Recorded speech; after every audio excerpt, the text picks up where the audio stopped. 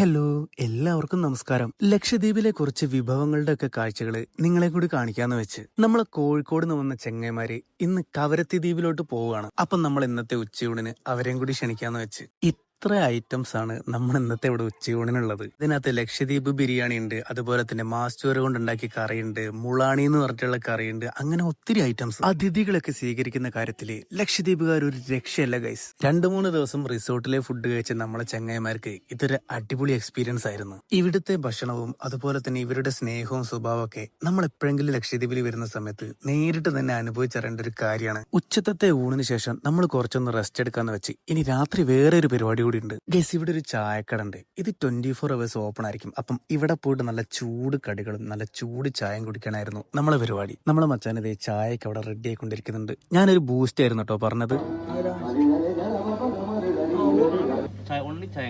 ചായം കടി മാത്രം 24 മണിക്കൂറും എപ്പോഴും ഉണ്ടാവും.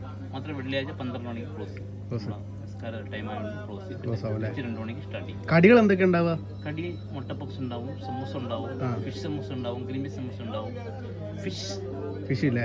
ഫിഷിന്റെ സമൂസ ഉണ്ടാവും, പിന്നെ പീര സമൂസ, അത് മാസ് സമൂസ, മറ്റേ ചൂരമാസ്, ചൂരമാസിന്റെ സമൂസ. അങ്ങനെ ചേട്ടൻ പറഞ്ഞൊക്കെ കേട്ടിട്ട് നമ്മളും കുറെ കടികളൊക്കെ ഇരുന്ന് കഴിക്കാന്ന് വെച്ച് എണ്ണയെന്ന് മൊരിഞ്ഞിങ്ങോട്ട് എടുത്ത കടി ആയതുകൊണ്ട് അതിന്റെ മേലെ അധികം ബലപ്രയോഗം ഒന്നും നടത്താൻ പറ്റിയിട്ടില്ല. ഇത് ഇവിടുത്തെ ഒരു കുഞ്ഞു മുട്ട പപ്സ് ആണേ.